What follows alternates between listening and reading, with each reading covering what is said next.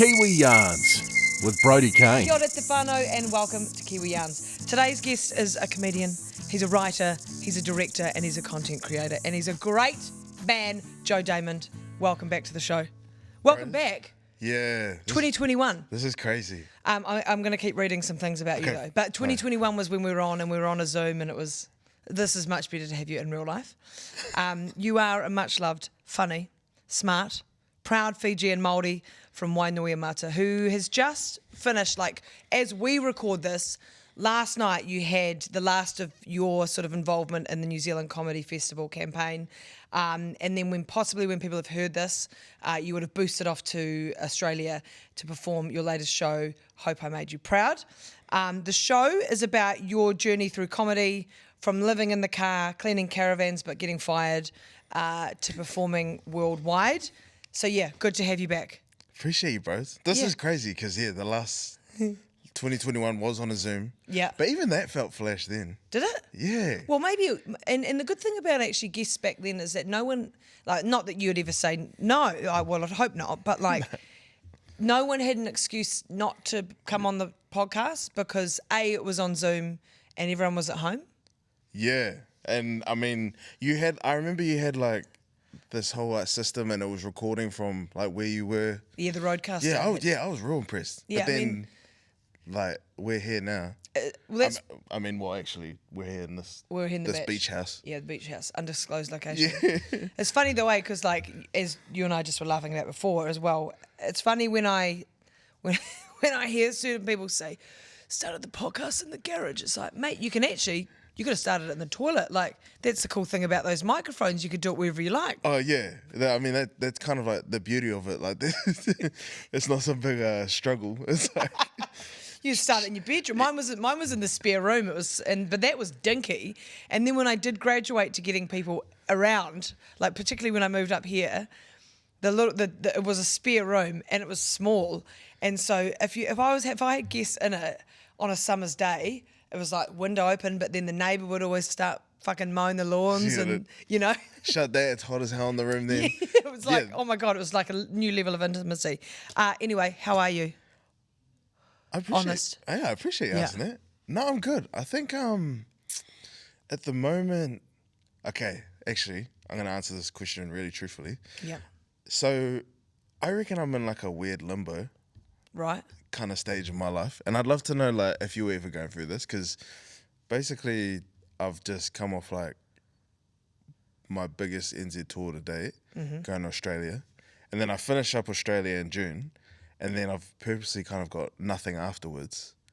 And I'm sort of sitting here well, do I move overseas? Do I stay here and keep seeing what else to do here? It's weirdly the first time where I'm not in a stressful way, just genuinely in kind of what do I sort of even just do? When was the last, have you ever been in that? And if you have, when was the last time you were in something like that?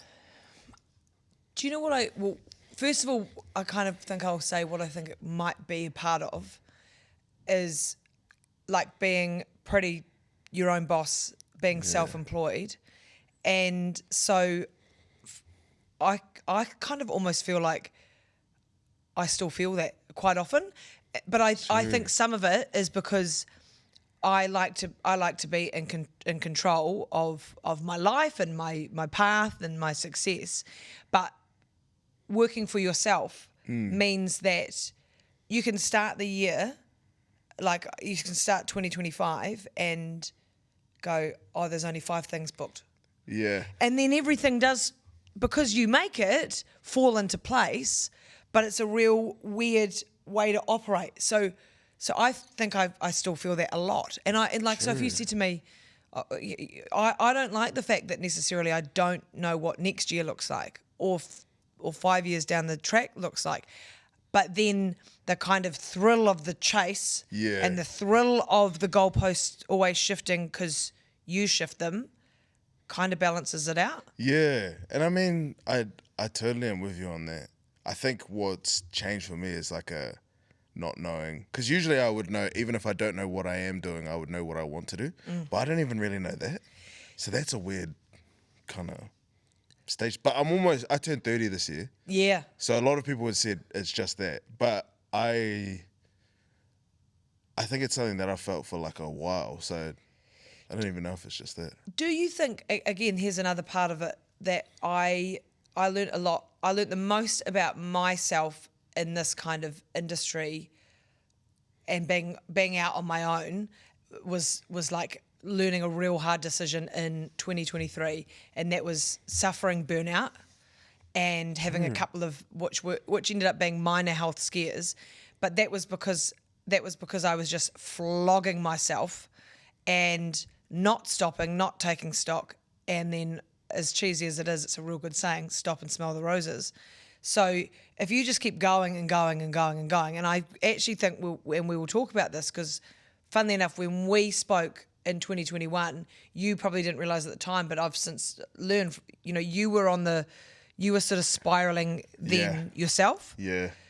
So I feel like it's kind of, but hilariously you say that that's limbo, but is it limbo or is it just you actually probably need some time to, look, this is becoming a counselling session. Yeah, is it my because bad. Nah, I like it. Because you probably need to actually take that time. Yeah. Maybe you need to just have a month or whatever, or... Yeah, well, what's funny is I think for the first time ever, like I'm going into that, because I mean, like you said, when you're self-employed, you go through these like every second week. Yeah. But like for the first time, I think I feel comfortable in it, and weirdly, that's made me be like, oh, does that mean like what does that even mean? But I'm not like scared of it anymore. It's a weird stage to be in. Do you think that also, like, is it because you like? And we'll go because I'm keen to hear about this show. But Yeah, go ahead. do you think you've also you've had this, as you say, this big New Zealand tour?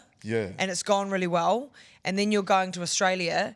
And then is it the control freak in you that doesn't have the plan for the next thing? But these are two really big things, and a big thing doesn't necessarily have to follow. It could be the rest of the year could be quite chill in your terms. But we think that once we've achieved this big thing, what's the next big thing? Yeah, you're actually probably right. And I think it's something that maybe I try to not acknowledge within myself, because when you think of like you're a control freak, you immediately think that's like a bad thing. Yeah. But then like I think it's something that I've started to acknowledge within myself and be like, no, it's not necessarily a bad thing. It's just something that you need to figure out what is your relationship with that through different things. So it's just like letting go of stuff. And I think that actually happened to me when I was in America last year. Was kind of the first time that I was like, okay, you know what? I'm just going to let other people do certain things for me in my life and then just kind of see. So the first one was getting people to finally take care of my touring, because up until last year, I'd always done it myself. And that's been like the greatest thing ever. And that's probably the first time I've ever like given something important to me to others to sort of do. It's amazing when you do that, eh? It's crazy. It's crazy. But I think, like I know for me, it doesn't come from necessarily a place of I need to control this because like it's mine. It comes from and I don't know if this is a Kiwi thing or if it's a brown thing, where you feel kind of anything you kind of give to others that's yours, you kind of feel like you're burdening them. So I was always kind of afraid of that. Yeah. But then once I sort of handed this thing over, that was sort of my first lesson. And what a lesson to learn at 28, 29. Yeah. Of like, oh, it's actually okay to bring other people in to help.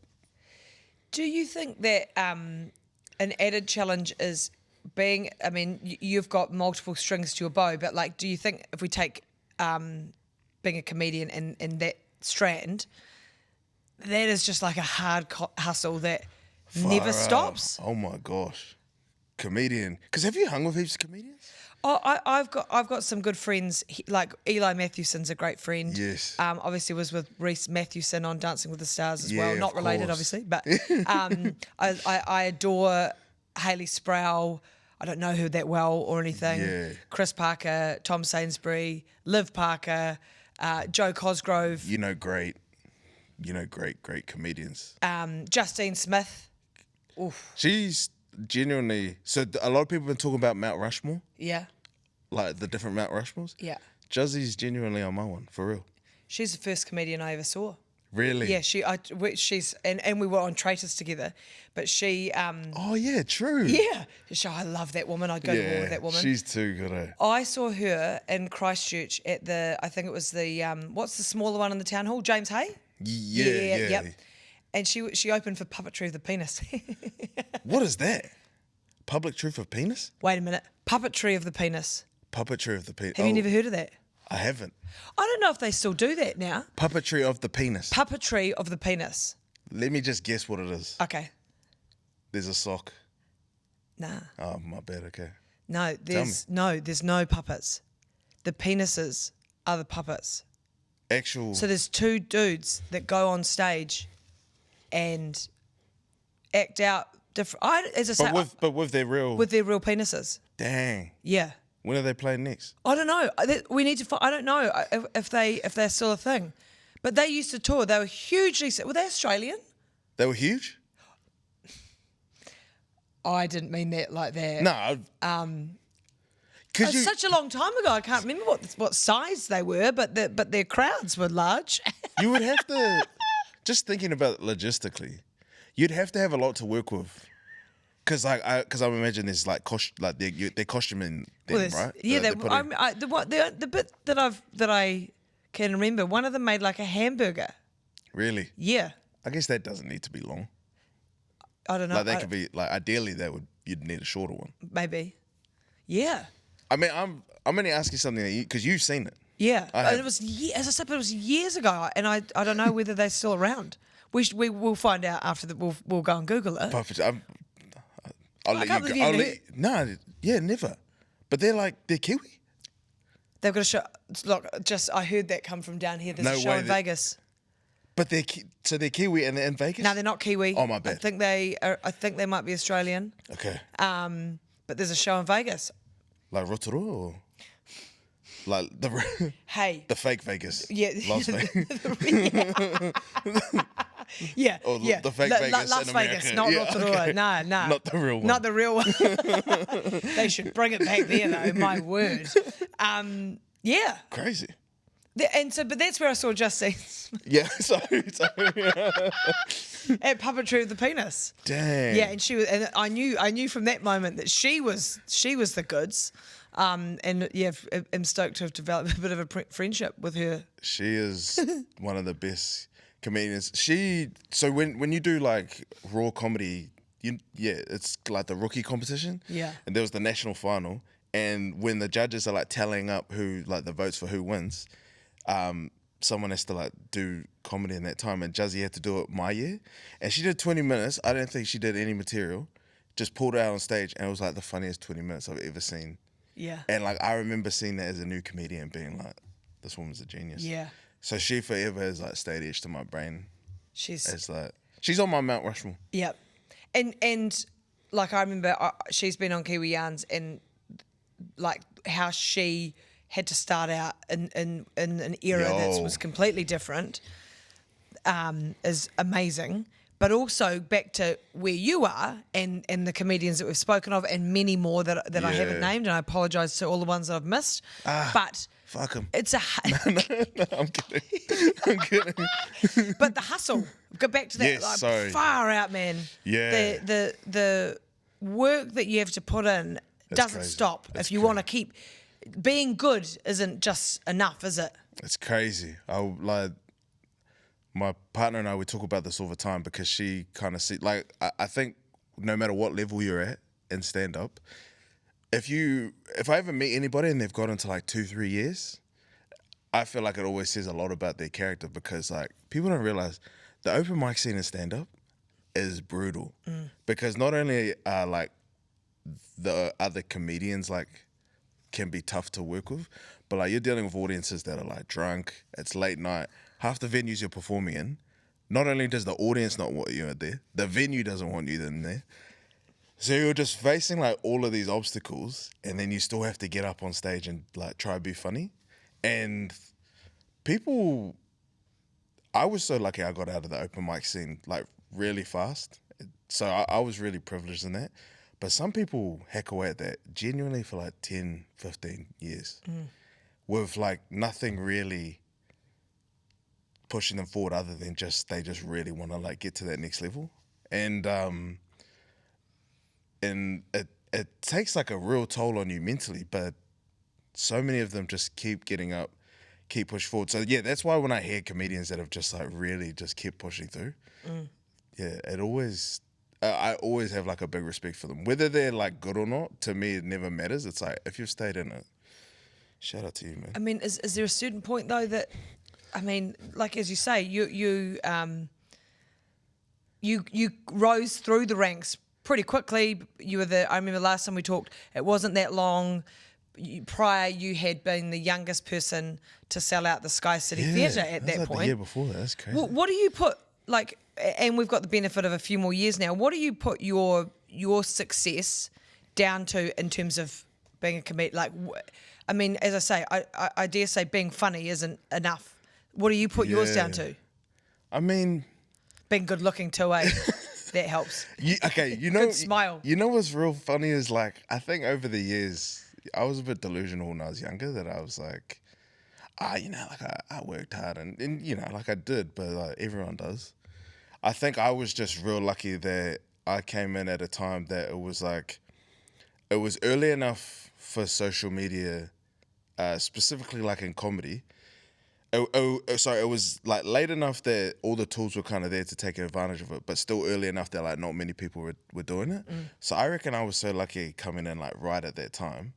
I was reading this book Outliers by Malcolm Gladwell, and he kind of spoke about like what it really takes to be able to get to like all these sort of special positions and how much luck is required. And it wasn't until I kind of got older that I sort of looked back and realized like how lucky I was to sort of be in the era that I was, because I think like 3 years later it's too late and 3 years earlier too early. So like I put it down to that. Yes, I worked hard, and then yes, I was like worked my ass off to get to where I was, but I think there's just as many people that had worked hard that didn't get there, that were in the position I talked about that maybe were too late or too early. So I honestly kind of put it down to that just as much. Do you have like when you think about that strand of your career, and we'll talk about the others as well, but what is the end game? Buy a car. Okay.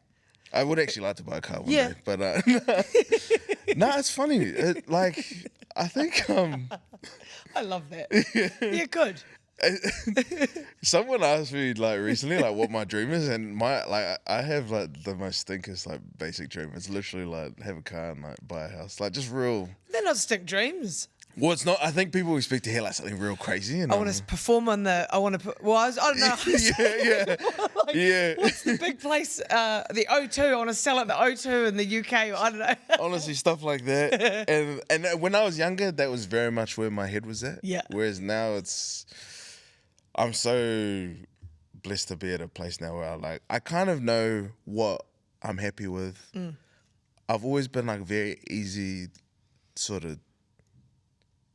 I don't want to say low mate. It's the only way I can kind of describe myself. But I'm pretty easy to please. So because this was the best thing that happened to me in my career, was to figure out, okay, what are the very like simple things I actually need in my life?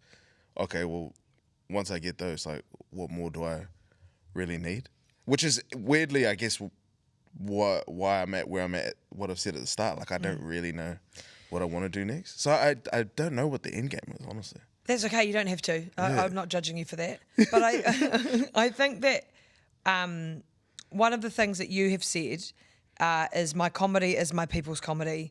It's about turning the toughest times into something we can laugh about as a gift to one another for what we've been through. That's a pretty amazing kaupapa. And I would argue that having something so meaningful like that means that actually my question before about what's the end game sounds quite vacuous, because there is something there that you do that's actually bigger than you. Yeah, and I appreciate you saying that. And I think, it doesn't mean that your question is wrong per se. I guess it's just like, if anything, that's a question that I've had to like then ask myself and just reframe like how I'm thinking about it, rather than like what's the thing that I want to like do with it in the end game, like what's something that I can contribute to, because that's like, Te Ao Māori was what taught me how to do stand-up in the first place. Like, I've talked about Poro Aki being like how I learned how to public speak and then how to like tell jokes and stuff. So it's been such a massive part of my life, and I know this next stage is me wanting to figure out what that means like in the big sphere of things.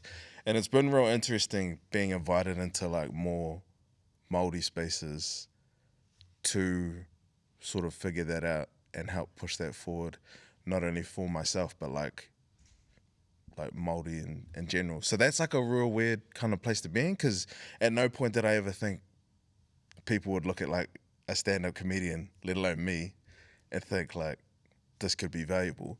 So that's also changed a lot of like how I think about where I'm going and what I'm doing.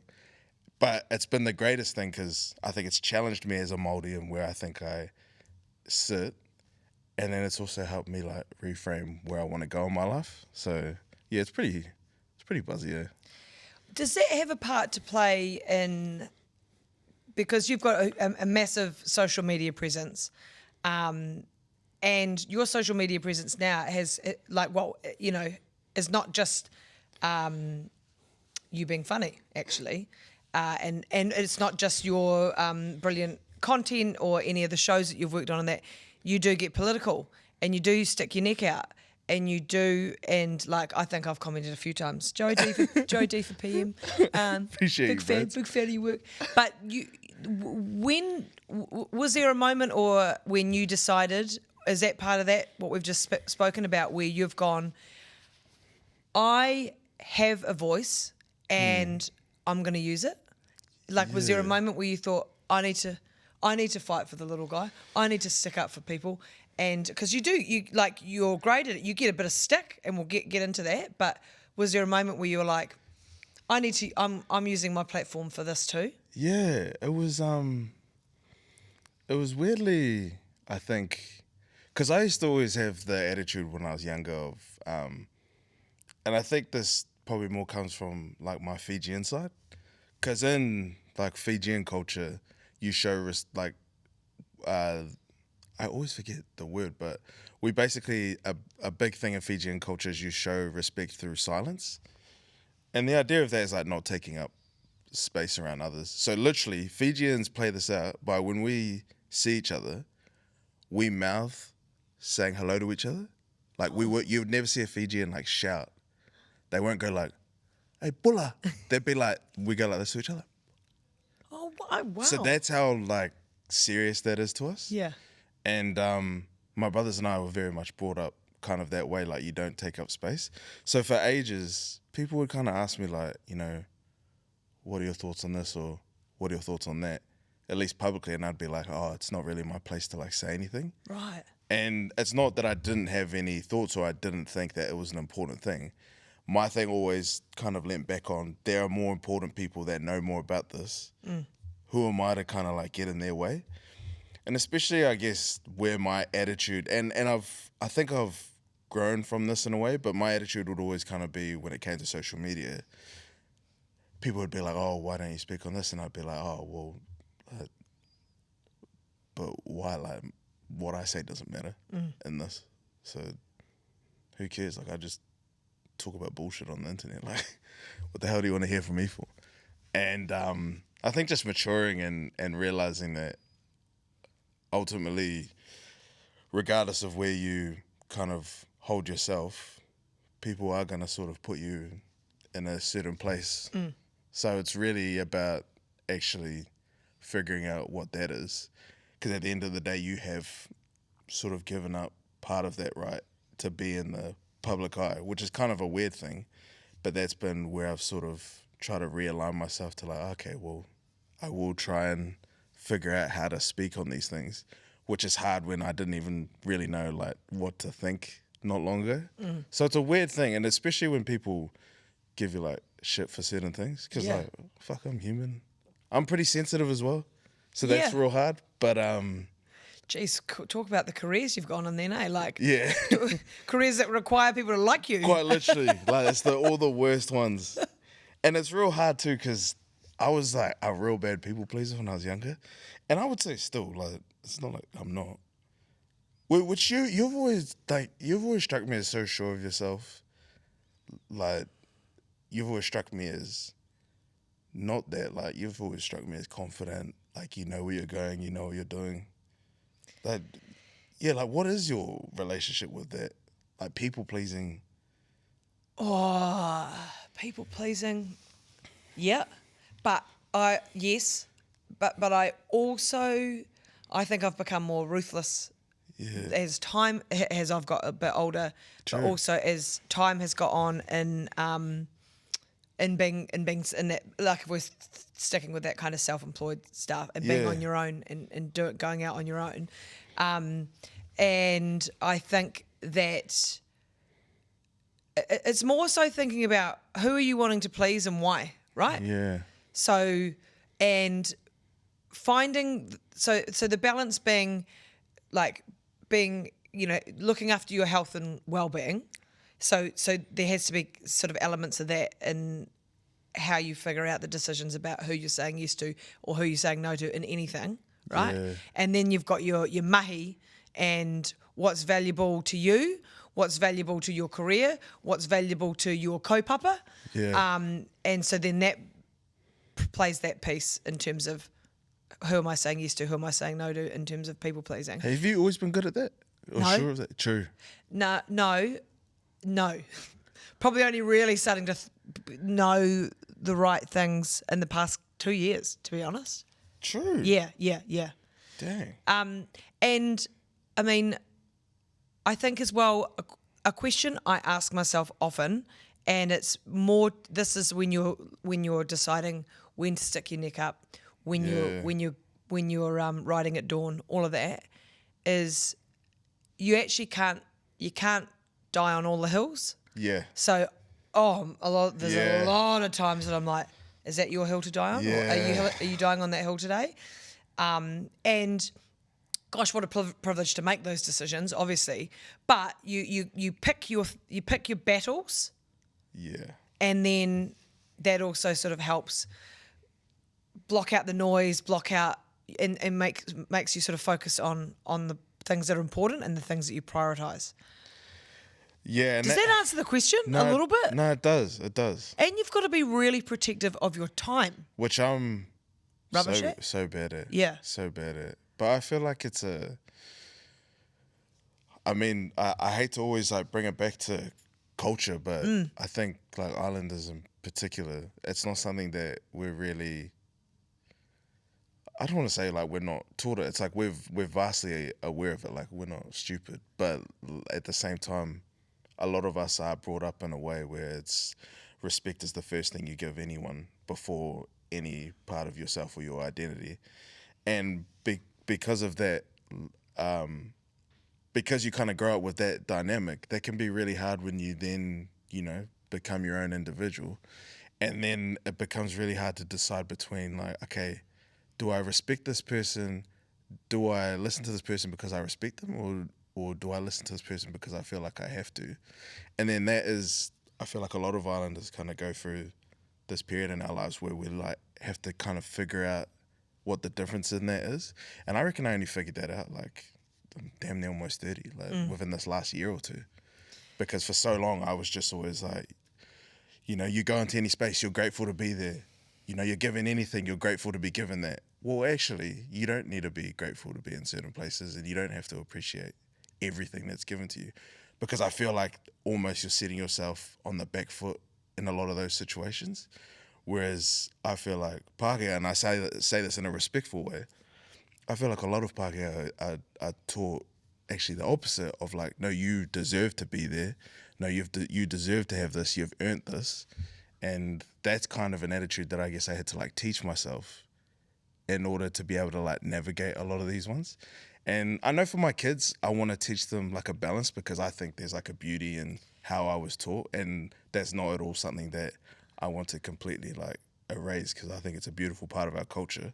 But then at the same time, I know there's like parts where people take advantage of that. And that's the part that I want to like prepare them for.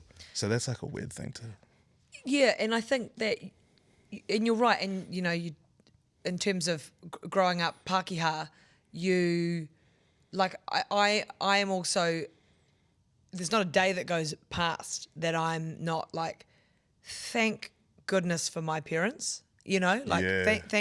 thank goodness I have two parents whose values and idea of good and bad and right and wrong and social justice, and thank goodness I have two. I mean, I know it's a bad term now, we don't use it, but thank goodness I've got two woke parents that are awake, Yeah. And so I think that that's really important, and sort of, I think more so has helped evolve where I choose to go and what I choose to fight, or where I pick my battles, and also learning like what's helpful and what's harmful and all of that kind of, It's hard. I mean, I think it's a difficult ask for anybody, because it's like half of us don't even know ourselves, and then you have to learn about others. Yeah. Like, but I mean that in the best way. So I think it's something that I like pay a lot of respect to people who enter in, other people's spaces and really try to learn, because that shit is hard. Like, even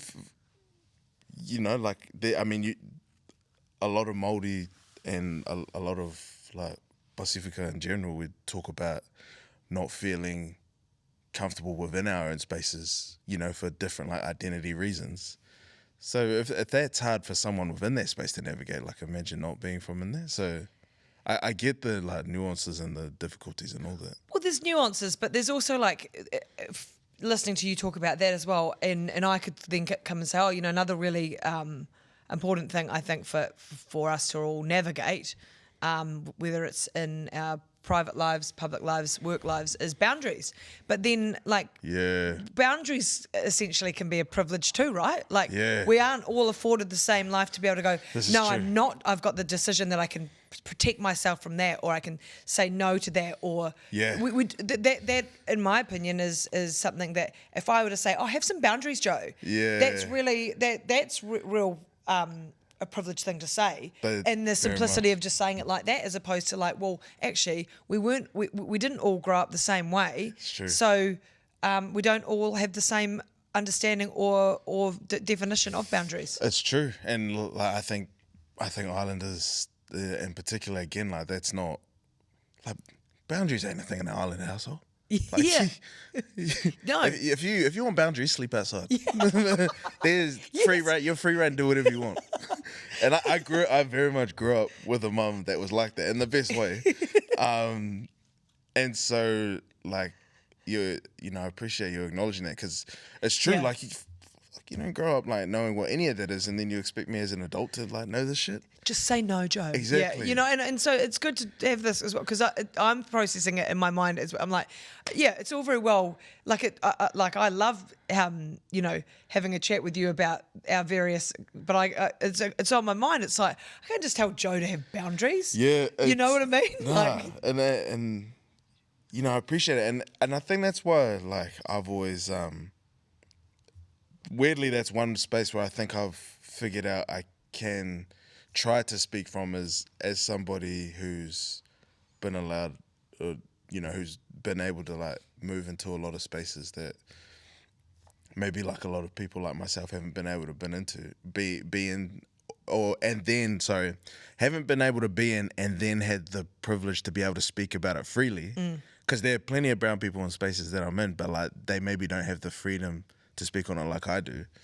That's where I've realized, okay, this is at least one area where I know I can actually use my privilege and like just speak about it openly. And because it is one of those things where, like, because we don't get taught it, the only way we can really learn it is through other people experiencing it. But then if we don't know if we're all too scared to talk about it, then who's going to talk about it? And that's where I kind of have realised I'm able to put my hand up and be like, okay, fuck, I'll be the one that says that shit. And when you do, and what can happen, and I can see it. We like when you've decided, all right, I'm going on this hill this week, and then you'll really eloquently put something out there, and then obviously some people will climb on you, but then you're equally like, oi, come on, guys, I'm just explaining my feelings, and you are openly sensitive, and you are openly someone that carries your feelings, which I think is huge. Appreciate that. Right. Yes. And you can, but I'm like, oh shit, I think Joe needs to get off.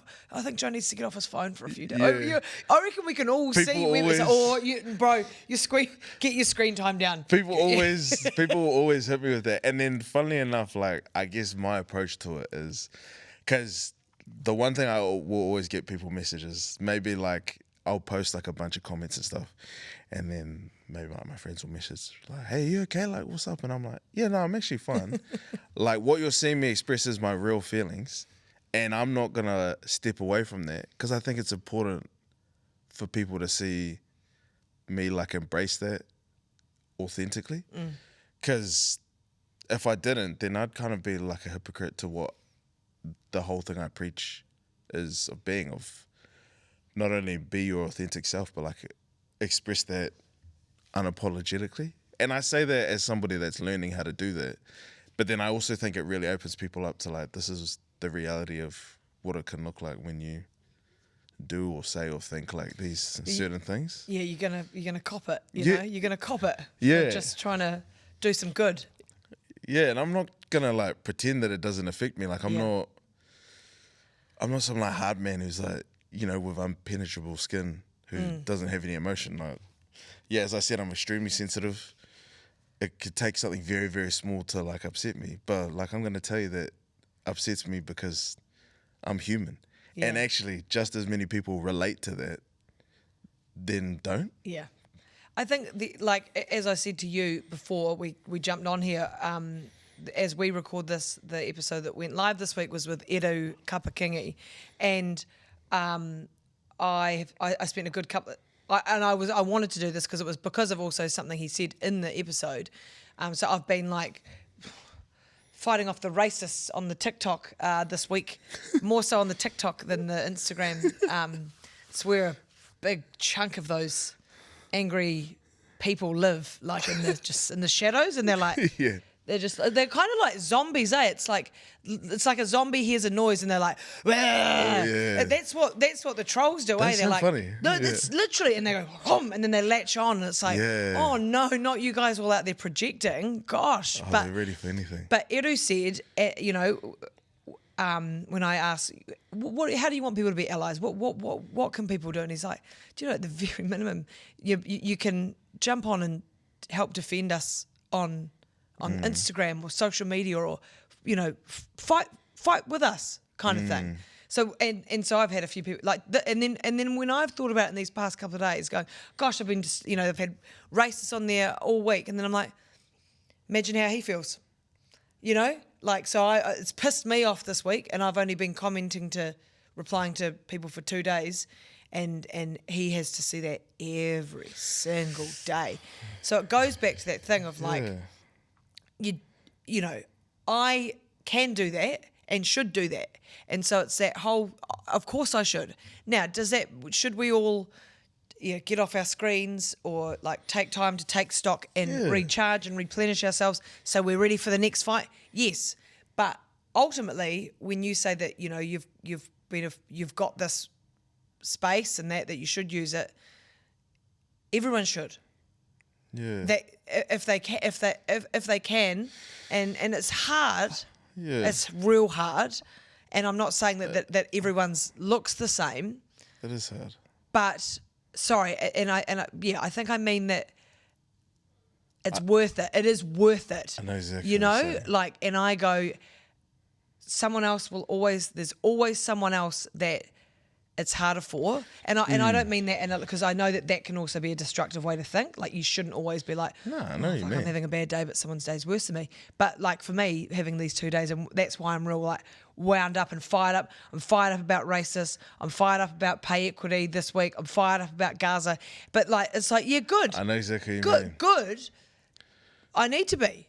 Nah, I know. And you know what's funny is what you just talked about has actually been like a big thing for me to realize, and like where I stand in a lot of these spaces. So one of the things actually came from talking to my partner T, and I didn't. She played me this, like, I can't remember if it was a TikTok clip or a podcast, and she was explaining the difference between how like men emotionally regulate and how women emotionally regulate. And because the classic thing that happens with us is she'll tell me a problem, right? And then I'll immediately start chucking like, okay, you should do this, or okay, this is what we're gonna do. Because this is at least how I like feel in my head that I'm like taking care of her. She'll tell me a problem, I'll be like, all right, this is what we're gonna do, babe. Like, and I'll make like a whole list, I'll make like a plan and everything. And then for her, she's just like, well, I mean, like everything you just said, it's not like genius. Like, fuck, it's like common sense, half of it. Like, I didn't need you to draw out this whole map for me. And I'm sitting there like, see, look, I fucking drew you a map. And it was a good lesson for me to learn that, well, actually, like, all she was doing was just needing me to acknowledge kind of what she's experiencing. She didn't need a solution because she's smart enough to come up with them her own. She just needed me to listen and make sure that she felt like I could see what she was sort of experiencing. And then what was funny was then not only did I realize what I needed to do better within our relationship, but then it helped me realize how I can carry myself. Because for ages, my attitude was exactly like I said to you before. Well, why would I do this or say that or be there? Like, they don't need me. They've got so and this and this that are way better than me. And it's like, well, no, they're not asking you to be there as a solution. It's just to acknowledge like what they're going through. And that was like a massive light bulb moment for me. So I've realized now that, okay, I don't think I'm going to solve anyone's problems, but at least I'll just show up, and if all I'm doing is just being there, then for a lot of people, that's more than enough. And I know for me personally, I don't need anyone to like fix any part of my life, but even just saying that you like see me, like that'll carry me for the next 10 years, you know? But also you make people laugh. So you've got this other thing that you bring people joy. Yeah. You know? And then no, don't say circling back. Going back, going back to what you were saying earlier is like, I think that's something that probably maybe you don't think about often enough. Yeah, true. You know, like you go, oh shit, what's the second half of the year look like? I don't know, but I don't know how many shows you're about. Like you've just done all your New Zealand ones, but like how many nights have you brought people joy? How many nights have people gone to your show and laughed in this dumpster fire of an earth? How many times have you made people's day? You had a lady the other night who had to go. She had to leave the show because she was a midwife. Right? Yeah. And then you put that on, she had to go, she came up and got a photo, and then the mum, the baby mama. Yeah, commented. To say, she commented to then say, Marissa was our midwife and delivered it beautifully. And it was, that was such a cool experience. And then everyone was like commenting like, you better have got her tickets for your next one. So yes, finally she came to my Auckland one a few days later. We got that sorted. Yeah. Made her pay double. No, we sorted that out first, so she came through, so that was awesome.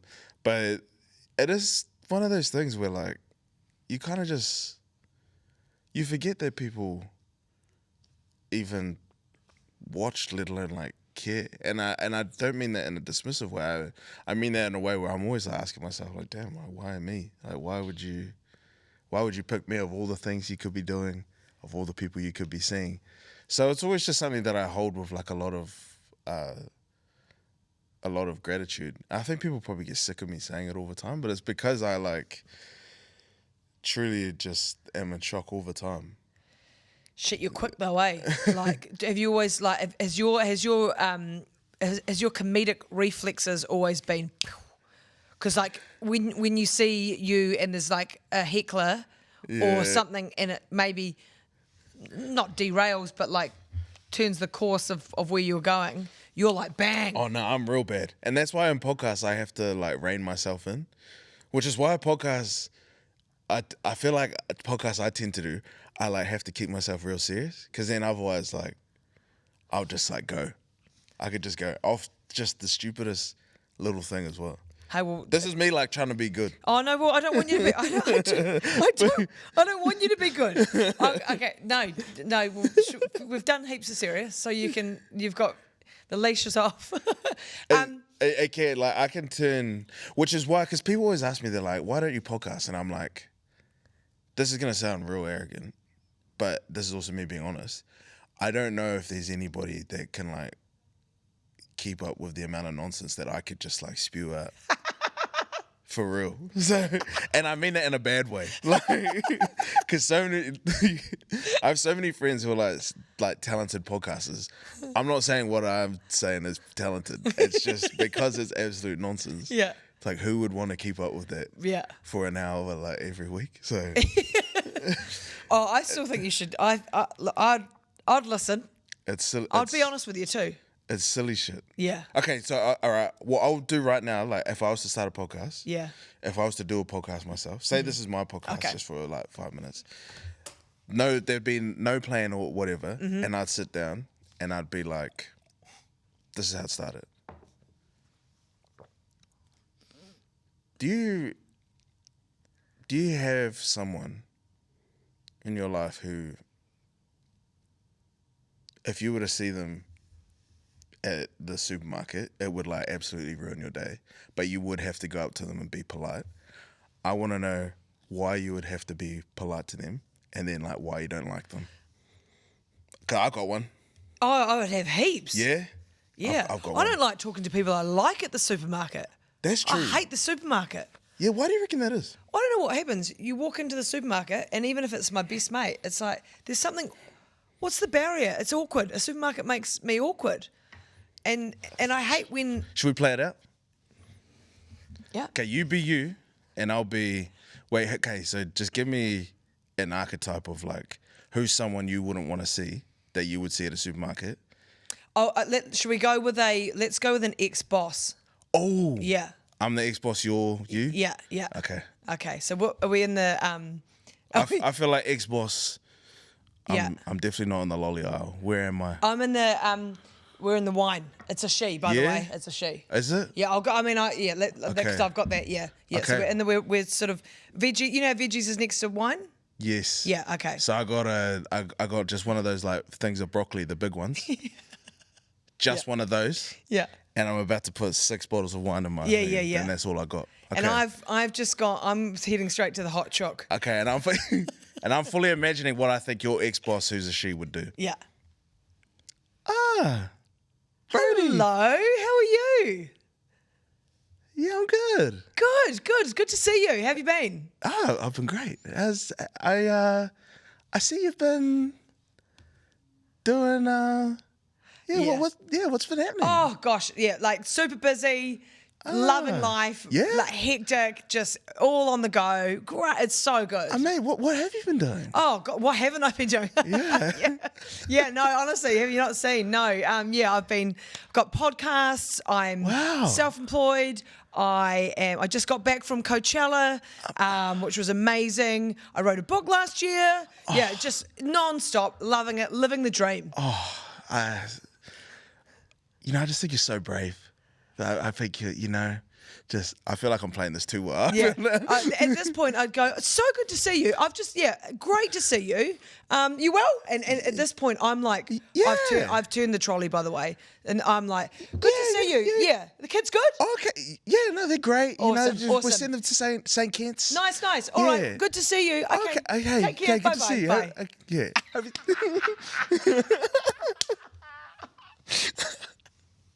I would have tried to make it shorter than that, though. You know what I mean? See, you're good. You're good because I noticed straight away you were about to cut it off. I'm bad. Would you cut it off? Nah. Oh no, you were in there for half an hour. I'm people pleaser, Brodie. I could be talking to someone. People are going to take this the wrong way because so many people are going to think like, but we've had this convo. Shut up. If I don't like you, you'll know I don't like you. But for some reason, I still will put myself through this. I would be like, and then how's cool. I do. Whose phone's that? That's not yours? Is that mine? I think so. You Sorry, do that too, eh? Shit. How's that mine? Wait, it's Jay. Jay Law. Hey Jay, Jay Law. Jay, I'm literally in the middle of recording a podcast with Joey D. Is she making sure that I can? No, straight off. You're involved. No, well, the people can't hear you, but I left my phone on the 3 News desk on loud, and so now I'm owning this. It's Jay. I'm sorry. No, it's not your fault. It's my fault. Is this where they filmed 3 News? Yeah, this is where they filmed 3 News. That's crazy. So I'm sorry, we'll call you back when we finish, and I'll turn my phone on silent on Do Not Disturb. You talk me about Do Not Disturb. Okay, love you, bye. Bye. Gosh. That's literally where they filmed 3 News? Yeah. I Damn. didn't leave that there, did I? Damn. That's terrible. Never done that. Sorry about that. So We'll leave all of that in. Yeah, so 3 News. That's the 3 News desk over there. Damn. For people listening, to my right. Oh, damn. Yeah, I know. That's We're in Samantha Hayes' house. That was crazy meeting Samantha Hayes, by the way. Yeah. I wasn't sure if I was allowed to say. But I organised that right there for you. did you hear? Because I've been a massive fan of her since I was like, well, I shouldn't say that, but for ages. Yeah. Oh yeah, she's great. Yeah, that's crazy. I don't get starstruck that much, but I was before. Yeah. No, I still do, and she's my friend. Yeah, that's crazy. Yeah, no, I'm bad. I would have kept it going, but I would have kept it going out of like awkwardness. And I don't know how to just be like, yeah. There would be. I should preface this by I should say that there would be some that I would not do that with. You just wouldn't. I'd look straight through them. Too. Yeah. Okay, I feel like okay, it's weird. Okay, this has actually got me really thinking. Because now I'm thinking about because I have beef with like a lot of like my family. Yeah. So I feel like I could do that to them. Yeah. Yeah. I've got some family I can do that too. I've got some family beef. Yeah. Do you remember that story I told you last time? About someone in my family? Nah, you won't. This is still one of the craziest stories. And I remember it like it was happening yesterday. Remind me. I'm going to tell you. So, I'll just say my cousin. Well, it is my cousin. I don't know why I said it, but I'll just say my cousin. You knew my cousin back in the day. No, sorry, I'm with you. Yeah, no, I'm with you. Do you remember this story I told you? Yep. No, I'm sorry. I'm with you. Yep. Yeah. Do we tell it again? Oh, God. Go on. We'll tell it again. So, this story is crazy. So, my cousin, don't need to give any more details beyond that. No. I'm recorded, like, they had been trying to get in touch with me and stuff, hadn't been replying. You'll hear one of the reasons why. And trying to get in touch, wasn't answering. They didn't know where I lived at this point, but then had reached out to my mum, been like, hey, Joe's not answering the phone, so like, tell me where he lives. And my mum's like, oh, yeah, well, yeah, sure. Like, you're his cousin, whatever. And at the time, this is like 2017, I'm recording a podcast with Grace Palmer, fantastic Kiwi actress. Yeah. She's on a big time American TV show now, killing it. So Grace has been like one of my good mates for ages. And Grace Palmer's I'm doing this podcast with her. And my cousin walks in the middle of the podcast, and she walks in the room and goes, why aren't you answering your phone? First of all, in my head, I'm like, how the fuck do you know where I live? And maybe you just rocking up out of nowhere is one of the reasons why. Like, maybe think about that. And then she looks at Grace and goes, sorry. They look at Grace and go, who's this? And I was like, I'm recording a podcast. I'm in the middle of something. Can we do this like another time? Like, the red light's on. We're literally in the middle of this. I was like, can we talk about this another time? And then they're like, no, what's this thing you're doing? And I'm like, okay, it's a podcast where I interview like people that I find interesting. And then my cousin goes, oh yeah? What do you do? To Grace.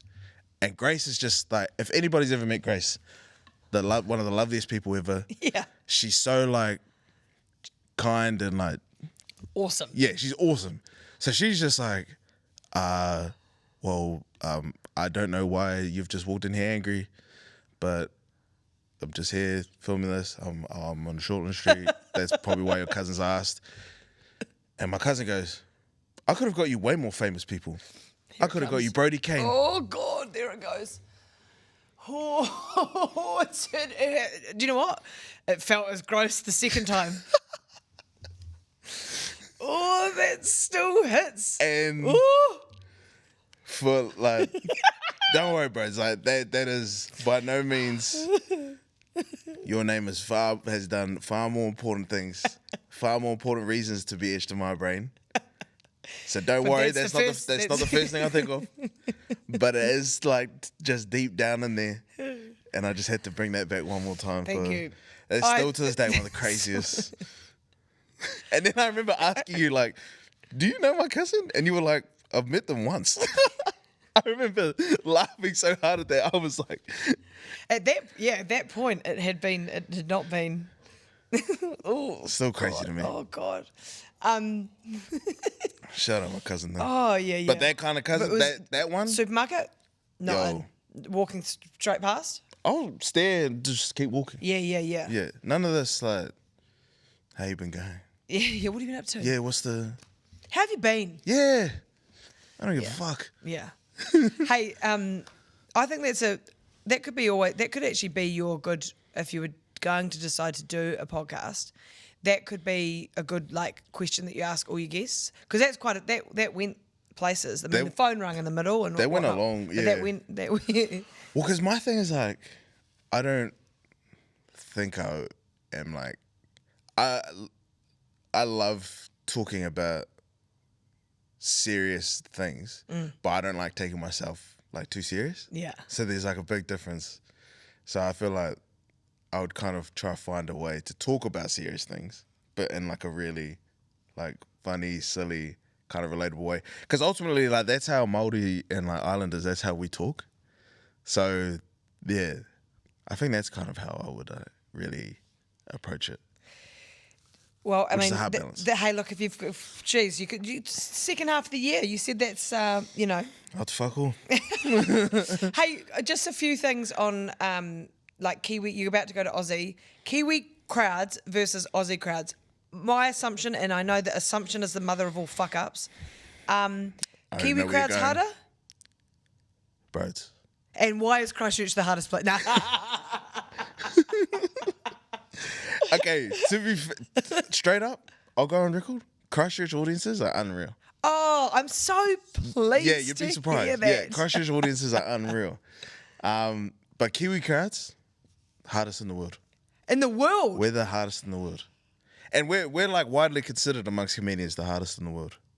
Oh, wow. Like with Kiwi crowds, even the best meaning Kiwi crowd member, their attitude is like, oh, I don't want to be rude, or I don't want to howl. I don't want to like take up too much room in here. So I'll just be quiet. I'll just chuckle. I'll just smile. Yeah. Those are the best meaning ones. Yeah. The worst, just like chirp at you. They literally don't laugh at any jokes, but will just like comment on everything. I had this one crowd member in a recent show who every time I just said something, anything, they'd just be like, wow. They choose violence that day. So you just get stuff like that. And it's funny because a lot of like really well-known comedians will come here and just get absolutely rattled by them. Really? Yeah. Jim Jeffries, who's like probably one of the most famous like Australian comedians ever. Not saying he's the best, just saying he's one of the most famous. He like said it on quite a famous American podcast. He's like, Kiwi crowds. they're the worst. They're the worst. Yeah, because I think because also like Kiwis are so funny that I think, and I'll say this as a stand-up comedian, I think rightfully a lot of Kiwi audiences go into shows with the attitude of, this isn't going to be funnier than what me and my mates talk about, which I probably would say is probably true. So there's not really like a lot that I think other than the bias of being a stand-up comedian, there's not really a lot that I could like really say to refute that. But then in saying that, that's just an obstacle. As a stand-up in NZ, you have to sort of acknowledge and then like find a way to kind of break through. But then I think that's why so many go overseas and just like absolutely kill it. Because you are performing in front of crowds that like actually laugh. Well, that's fascinating. And so Australians, who are quite funny people too, Like, they're funny people. But they're like, the one thing I always say about Australian audiences is they love when you make fun of them. Kiwis, Yeah. we don't like that shit. Right. So Aussies love when you make fun of them. When you talk to them on stage, like they'll chirp back. Yeah. They laugh real loud. Yeah. They're like real into it. So like I really love performing in front of Australians. Yeah. And then Americans, just like, if they love you, they'll stand up, clap standing up. Yeah, dude, you're so right, man. You're so right. Like they'll point at you, like you could walk off like a hot American crowd, and you'll walk off being like, "Am I the greatest comedian to ever live?" But that's why so many of them. So many of them think that they That's why so many of them think they are. Because you go to a show there and you're like, I can see why all of you think you are like God's gift to earth. Yeah. Because these fucking people make you feel like it. Yeah. So it's whereas like Kiwi crowds, they make you feel like you should quit. Oh yeah. Kiwi crowds make you fire up your LinkedIn like, okay, I better figure out how to get a real job. Gosh, does that go with your like? Do you get nervous every time your tickets go on sale? Is that 100%? Oh, God. Okay. Yeah. Oh, for sure. I think so many people like they think that you just get to a point where you naturally are just like, they just sell. Yeah. And yeah, they just all turn up and they'll just laugh at anything. But nah, you never feel that. You literally will put a tour up and you honestly have in your head, like I'm not even just saying it, you have the thought that, what am I going to do if 100 people buy a ticket? Yeah. And that's it. Yeah. Still got to do the show, still got to pay. So all that stuff is real. And Jesus, like by and large, you guys are your own marketing department as well. Like, you know, Yeah. just you've got to keep advertising for yourself, you know, and that's why social is such a big thing, you know. But like all comedians that I follow are it's Always big selling. up to you, to put those tickets out there. It really is. And it's like, I mean, the best lesson I learned was, you know, show business is 2 words. And a lot of people forget that. And I think there's so many talented comedians that have the show element that don't make that next step because they don't learn the business part. Yeah. And so, like I knew for me, if anything, I learned the business part before I learned how to do it. Yeah. So I was real lucky in that sense. But, and actually, to go back to that, I would say that was one thing that again afforded me the privilege of like probably moving up way faster was because I understood that faster. But yeah, it's just one of those things where it kind of comes with the territory, I guess, because the moment you stop being your number one salesperson, I mean, your career is pretty much over, really. Yeah. Which is kind of both cool and freaky at the same time. Yeah. But I mean, there's Kiwis absolutely killing it. And I think people don't realize like how much, like Guy Montgomery, Ursula Carlson, I hate to like speak on them in this way, but like they're making so much money Oh, good. that it's crazy. Oh, So I great. think one thing that I would really like to see is I would like to see like the public kind of start to understand that, because money just seems to be one of those things that I think equalizes everybody in their understanding of something. They may not understand how comedy works or how the industry works, but as soon as they see like, oh damn, like that's what they do. Okay, I get it. This is actually respectable. This is where and it is. So it's, I think if people really understood like how well some of these comedians are doing, they would give a lot more broader respect, not only to them but just to like comedy in general. Oh yeah, it's crazy. Like Guy Montgomery, I think in his most recent Melbourne comedy festival, he might have done like the big room at Town Hall or something, which is like 2,000 seats. That might be being conservative. Every night for 30 nights. You do the math. Yeah, jeez. It's crazy. That's incredible too. It's ridiculous. And Ursula Carlson has probably done that every year for like the last 10 years. Yeah. So it's the levels that the best of the best are reaching is crazy, and it's so sick. And I guess the side of me that really appreciates like the business side like that, I like really love seeing that. And it's something that I would love to see like more and more people be able to sort of reach, because that just creates like a healthier sort of industry. And Well, as I said, it's a joy bringer. Hard, you eh? know, like the arts, creative people, sports people, musicians, Yeah. joy bringers. You know, it's crazy. And I think, you know, not to like get too hefty on the politics side, but I think politicians in particular like really don't seem to understand the power of that.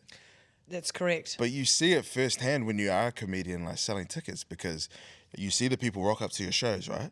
But then you see them where they go afterwards, like the bars are all filled up, and you know they're all going out to get dinner beforehand, and they're getting drinks afterwards, and you kind of see like how much it actually really flows on within just like your small version of it. And then it's like, well, shit, imagine if there was like 50 or 100 more doing this. Imagine if there was 100 of us, one of us doing it every fucking second, third night. Like, all these places would be full purely just from this like one sector. And then imagine if we did that within every single one. Yeah. So like that's why for me, that's something that I would really love to see sort of publicized a bit more, because I reckon the general public's view of it would really, really change. Yeah. But because at the moment, like I'm looking at it and they're doing this in Australia, and it's like, well, fuck, if you guys woke up to this shit, like they could have just come here and done it here, and we could have reaped the benefit of that. Yeah. Like as a country. So that's something that, yeah, I've seen recently that I would really love to kind of figure out like how to get people to understand that on a broader level. Yeah. So I've tried to, I guess, sort of do it in my own ways. Yeah. I'm going to do a real subject change. Hit me. You're on a bit of a health and wellbeing journey this year, eh? 10 minutes a day. 10 minutes a day. Is that still true? I've missed a few days. You missed a few days. I've missed a few days. Oh, okay. Okay. Haven't gone over 10 minutes though. Haven't. No. For people listening, Joe, I was listening to you with Jeremy Wells and Mania. Oh, true. Yeah, which was supposed to be about, I think it was about fucking 20 minutes of golf chat, but we didn't talk about anything we were supposed to. No. Well, I mean, I think I've asked you 3 questions Yeah, over here, my to be bad. honest. My To be bad, honest. bro. No, it's good. It's good. It's always pays to be prepared, you know. And when you spoke to them, which I think was like end of March or something, you'd lost 10 kilos. Yeah, which is crazy. 10 kilos from 10 minutes a day. That's an ad. That's Get that on, bloody Jenny Craig. Eh? yeah. I mean, I think so. My thing that I've like really tried to come in hard on is because there's like so much kind of shit out there it's all about like the only way you can change your life is by doing these like real extreme things. 75 hard. Fucking all that shit. Yeah. And I'm like, nah, you actually can do a lot kind of just doing fuck all. But I took that literally and just started doing fuck all in the gym. And the funniest part is I think people didn't realize how serious I was about it, because I'll get messages or people will comment on my posts and they'll be like, yo, I saw you walk in and stand in there for 5 minutes and walk out. And I was like, I mean, I wasn't saying that for a laugh. I really am only doing 10 minutes. And the only reason I ever stay longer than 10 minutes is because I would have gone with Tiana, and she's like, I don't know, still doing actual exercise. Yeah. So I have to wait for her. But you could go to City Fitness in Botany, and at any given time, I'm sitting on the massage chair, just waiting for her to finish. Also, okay, but all right. So, no, that's cool. Oh, good. But like... Or sorry, bro, sorry to cut you off. Or No, you're I'll right. go like stretch on the mats, Oh, yeah. but I'm like not actually doing anything, but it looks like I am. Okay, so let's talk about this. Let's break this down then. How is that a thing? Are you sure? Surely you're. There's some element of what you're putting in your gob. Yeah. Yeah. That's most of it. Well, That's most of it. Yeah. So like, the biggest thing is I just have like a real consistent diet, not because I need that for health reasons, but just it's like easier. I don't have to think about anything. But then because it's consistent, if me and T decide we want to go like have pizza, I can just fucking go eat pizza. Pardon me. We have pizza a bit more often than I probably let off, but but yeah, we do stay like pretty consistent on the the diet element. It's only because like we're both, you know, I'm like busy with all my shit, and she works 2 jobs, so like it just works for our lifestyle better. But the main message that I always kind of preach, and this is across the board, even outside of like health and wellness, is you're absolutely fine. You don't need like this big extreme crazy thing for your life to change or to get you like quote unquote back on track with whatever the fuck like somebody's told you need to be doing. It's always just very small habit changes over a long period of time. And that sounds so cliche, but then I guess that's why I like literally like put it on videos to show people. It's just little shit that kind of gets you there. And I mean, my whole career is kind of that, you know. I would say it's only been within this last like year or two that I reckon I've kind of broadened like my reach a bit. And so for a lot of people, like they're quite new to me, but then they hear that I've been doing it for 10 years. And it's like, well, yeah, I just kind of preach that same lesson just across the board. Yeah. So that's where that came from. And yeah, I really do fuck all. I call it mobility. Oh, yeah? Yeah, so whenever anyone asks me what I'm up to, I'm like, oh, just working on mobility stuff. And then I just sit on the mats. But I literally just like sit there. Oh, that's getting bang for buck. Oh, I'm great. Membership, hey? I'm great at bullshitting. Yeah. For real. And you've actually said that. You've said this, not me, I'm not saying this. You've said that you can be a lazy person. Oh, for sure. And I feel like I've made my life like work perfectly because I'm a big like, I'll have periods where I feel like doing heaps of stuff and then periods where I feel like doing nothing. Yeah. So my whole life is that. But then I'm real good at kind of, people always describe me that like things just kind of like fall into place for me, which I think for ages I tried to deny, but I also think it's kind of true. And yeah, I know it's because I can just kind of talk my ass out of any sort of situation. Yeah, but things falling into place has got to do with you making them fall into place. Do you know what I mean? Like, yeah. Like things, when things fall into place, awesome. Yeah. It's not like you've just done nothing to make the things fall into place. Yeah, this is true. So do you think calling yourself lazy is a bit harsh? I guess it's how you look at it, because the way that I choose to look at it is, I think when some people say lazy, they think it's like you've done nothing. Whereas my way is like, I always try to find like the easiest way to do it. That's smart. Yeah. I was just going to say like working smarter, you know. Not lazy. Yeah. So I always try to sort of do that. And I'm very much like a person that if somebody tells me like I have to do something a certain way and I don't like the way that you have to do it, there's something in me that like just physically can't. So it's also an element of that. I got told that that's also ADHD, but it was just I know, it just sounds cool. So I'll take that. Have you tried Ritalin? Yeah. Like, did you get high or did it chill you out? Nah, yeah, I didn't feel anything. So apparently that's... so you got ADHD. Apparently that means you got that shit. If you just get it and it just feels like a Panadol, you know? For the record, I'm not a medical professional. I can't diagnose you with ADHD. I just know that there's some people test themselves. I've got told that is how they do it. But yeah, it's just kind of... Because like, yeah, how do you ever know if like Panadol has actually worked? I don't even think it's ever worked. Oh, wow. You know what I mean? All right. Like, how do you know it's not just... No, I'm bullshitting. I don't know. I don't even know enough about it to like bullshit. Wow. How do we know if anything? Yeah, wow. Yeah, how do you know if it's like not just... Placebo effect. Yeah, that's what I reckon. Oh, big pharma, you reckon? Yeah, I reckon. Yeah, big pharma. Oh, and we're in the place to talk about it, actually. Ew, yeah, Let's switch desks. Yeah. According to Joe Daymond, Panadol isn't real. Shit, no, I reckon Panadol's got me out of a few hairy situations. Nah, it definitely has. I don't know why I picked Panadol of all things. That's quite literally the most useful thing in my life ever. It's in the handbag, it's in the car, it's in the thing. Robitussin, though. Is that that's cough medicine? Yeah. Yeah. I don't know if... Nah, I'm kidding. Vicks works. Vicks definitely works. Vicks works. Yeah. A very, yeah. Islanders, we love Vicks. Oh, yeah? Yeah, big time. Vicks is great. Yeah. I grew up like putting the Vicks on the pillow. On the pillow? Yeah, you didn't grow up, yeah. Nah, my mum used to do that all the time. Here, on the chest. under the nose. Those places. Oh yeah, I know the classics. Yeah, classics. Yeah. Not the pillow though. Nah, not the remix. Nah. I haven't had the Vicks in a while though, but it is good. Yeah. No, I don't think I have either really. But I'm not really like I feel like that's hard out adult stuff to like buy Vicks. I don't know if I'm there yet. Nah. Yeah. Just Buying- Panadol, ibuprofen, some melatonin. Going back to you at the supermarket, buying vegetables is very adult as well. Shout out to you, man. I only said that for that. Oh, for that bit? Mum does the groceries. Yeah, see. Mum loves the supermarket.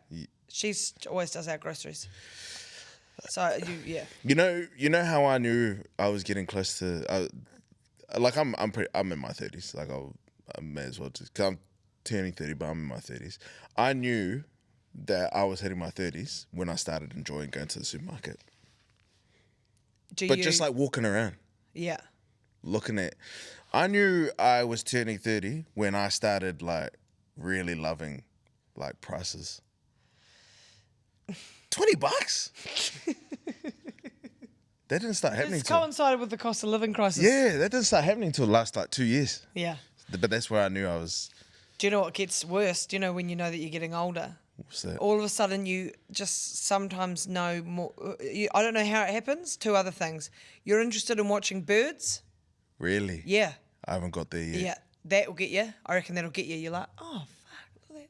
Mind you, we've got a couple of tuis outside our house. So I'm always like, Really? yeah. And sometimes you just somehow learn to know what a name of a plant is. Then you're fucked. Yeah, Then that you're does. old. Yeah. Then you're old. I knew I was turning a corner when I started checking the weather a lot. I've been loving that. Oh, I love the weather. Oh, it's rain at 2 p.m. Dang. Yeah. Or not, or like, or is it northeast? Yeah, shit, that's an onshore, yeah. Yeah, I didn't say that on. I knew that was another one. Yeah. Yeah, I knew that was another one. So okay, so you're saying birds, and you know the names of plants. I don't know all the names of plants, but you just somehow a few more add themselves to your vocabulary that you perhaps didn't know. Yeah, got you. But it just happens when you name one, and you're like, oh. What's one that you learnt that you know? Like if you genuinely saw it, you could name it straight away. Well, I mean, agapanthus, because I hate them. Yeah, that's crazy. You know, That's but I crazy. think everyone knows agapantha, right? Nah, I never heard of No? that. Nah, No. I could fucking sounds like they fought Captain America. Agapanthus are, well, they're actually, I think they are a weed. You would have seen them though. Most of the year, they're like just green, sort of bush-looking things. And then during summer, they get like a long bit, and then they've got big purple. They're in driveways and shit. Heaps of them in Gisborne, heaps of them in Hawke's Bay. True. Big purple, and they're like Heaps of weed in Gisborne and Hawke's Bay. heaps of, yeah, there is. I'd heard that. But yeah, agapanthus, hate them. Agapanthus. Yeah. I call them ugly panthers. It's funny because if somebody did ever point out to me that an agapanthus, that's what it was, I would immediately assume that Yeah. they have a mortgage that they're paying off consistently. Maybe that's it. Maybe you know more about plants because you fucking have to deal with them in your house. I reckon. At your house. I reckon. Yeah. One of my best mates has just bought a house and she starts talking about like house stuff and I'm like, Not there, mate. you're throwing too much at me. Not me. Yeah. Not there. No, maybe it is that. Now, I'm going to give you a Kiwi Yarns quickfire. Otherwise, like... Yeah, my bad. Actually, nah, you're all good. Just awkwardly, we need to be out for the news. Nah, not yet. Don't worry. But we do. That's crazy that this is where the news is. I know. It's good, eh? Yeah, It's I where the know. news, where the magic happens. Yeah. Change the question since you did them last for the Kiwi Yarns quickfire. Yes. What kai is on the menu for your final feed? I would say braised beef, Yeah. hand-pulled noodles. Oh, Random, yum. eh? Yeah, that would be my one. Does someone make them for you? Where do you get them Nah, from? go to this place, King Made Noodles, Fort Street. Oi, King made noodles. King Made Noodles on Fort Street. I Okay. go there, and then I go this other place on Domrad. I can't remember what it was called. Wait, what did you say? Say that again. What they were? What the name of it? Braised Yeah, beef, yeah. hand-pulled noodles. Oh, hand pulled. Yeah, what did it? Yeah, well, I did, even I I said ham. I was like, Nah, braised even- beef and ham. I said that and I was like, it sounds like I'm slurring my But words. still, all Hand good. pulled, Hand yeah. pulled. Yeah. Good. Oh, yeah. Okay. I'm getting those. If I gave you a magic wand to change just one thing in Aotearoa, what would it be? Well, you could really go two directions here. You could go something that's like truly beneficial and for the better of the country, or something crack up. Yeah. I would. Okay, if I was to wave a wand tomorrow, I would make. Actually, you know what? This is kind of half and half. Maybe this isn't like the big thing that everybody would want, but I reckon if we had the best public transport in the world. Imagine if New Zealand had unreal public transport. Yes. This country would be unreal. Yes. That's a great one. If you could just hop on a like in Europe, if you could just hop on a train tomorrow and like go to, I don't know, fucking Queenstown, or go to in 2 hours because it's a fast Straight train. up. Yeah. I reckon this country would be unreal. Yeah. Cause like, yeah, we were in Europe last year, and the idea that you could catch a train from Italy to France was the whole time I was just like, this is crazy. Yeah. That this is possible, and we did it for free too. Great answer. Okay. Favorite Kiwi artist or song? I'm gonna have to go. Nisha Mystic. Song from them. Maybe if it's you, which you can't even get on Spotify. Oh, Yeah, it's just on YouTube. wow. Yeah, I reckon that's probably my favorite song. Okay, good. Where would you love to go in Aotearoa that you haven't been? I've never been to Greymouth, eh? Sweet. But I've heard like, Good things. yeah. Yeah. I can't tell you what I've heard, but No, there's some. I've heard it's like nice there. It is nice there. Yeah, I've always wanted to check it out. Yeah. Either there or Stewart Island. Yeah. Stewart Island's cool. Yeah, you've been there. Yeah. I would love to check it out. Yeah, it's amazing. How many people live there? I feel like 300-400, Fuck, that's actually heaps. maybe 200. I don't know. Yeah. Why'd you change your answer? I don't know. No, well, it's I'm kidding. under 500. Under 500. Okay. And the blue cod. Oh, there's so much good blue cod to eat. True. Oh yeah, the pub's awesome. There's kiwi roaming in the wild. You can go. There's a rugby field that you can sometimes the kiwi at night time. Crazy. Kiwi crossing the rugby field. Nah, for real, I'd love to check out Stewart Island, and then because of that, Invercargill. Yeah. Yeah. Not done a show in Invercargill yet. Nah. Oh, you need to. Well, I mean, I stupidly assume that like nobody would want me to go to Invercargill. Let's wear test that. Let's get that tested. You're right. We should. Let's go to Invercargill. Yeah. Paddy Gower did a show in Stewart Island, so you could go. Really? You could do a couple of shows. You do a show at the South Seas Hotel in Stewart Island. Okay. Yeah, Get the whole town there. yeah, I fully would do that. it's awesome. And then you have a feed, and then it's You've actually given me an idea. Okay. good. Yeah. See, that's your second half of the year. I'll do that. Going to Greymouth, show in Greymouth, show in Invercargill, show in Stewart Island, right off as business expense. I fully do, because somebody was like, why did you not come to New Plymouth? And I was like, yeah, you're right. Yeah. Why didn't I? See? Didn't want to. There's your second. There's your, you're stranded on the Auckland Islands, okay?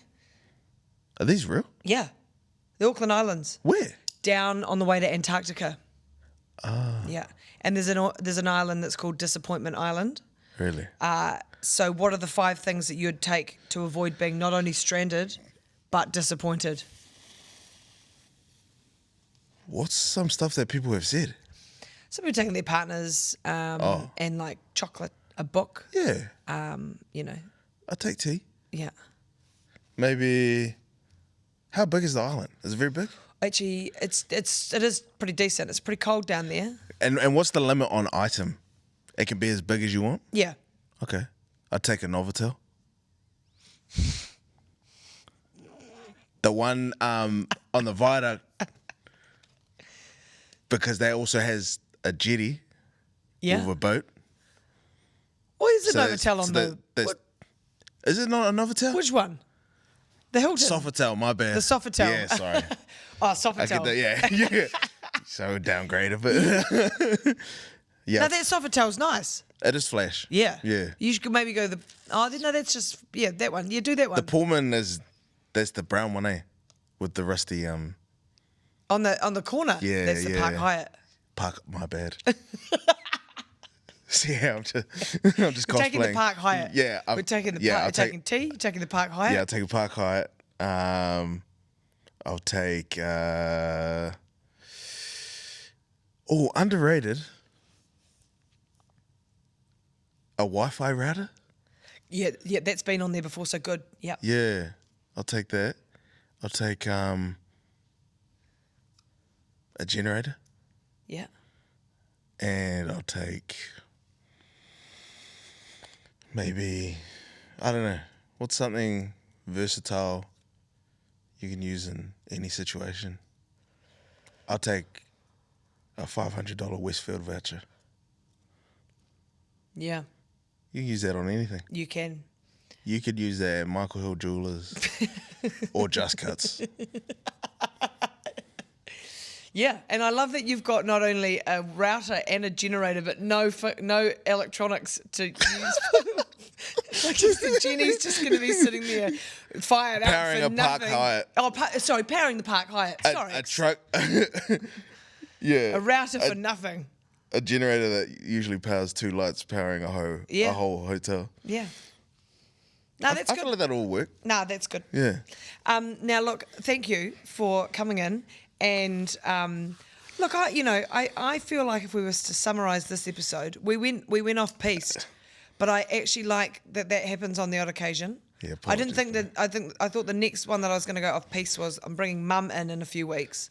Shout out your mum, man. Yeah, she's cool. Yeah. So we're going a bit off piste, but thanks for coming in, and I'll just say it one more time, going off piste with me. That was, at times it was hilarious, at times it felt like therapy. Yeah. And I wouldn't have it any other way. I'm just that kind of person, and Yeah. I appreciate you and everything you do, Brods. You know I love you, and just always really grateful to whenever I get the chance to see you. So yeah, Same. means a lot you having me, honestly. Oh, and it's always a pleasure, never a chore with you. So thank you. Appreciate you, my friend. And thank you everyone for listening. Hope you enjoyed that. Apologise for the phone one more time. That was appalling. I feel sorry for Jay because she's now outed on the podcast. But that was Kiwi Yarns. We'll see you next week.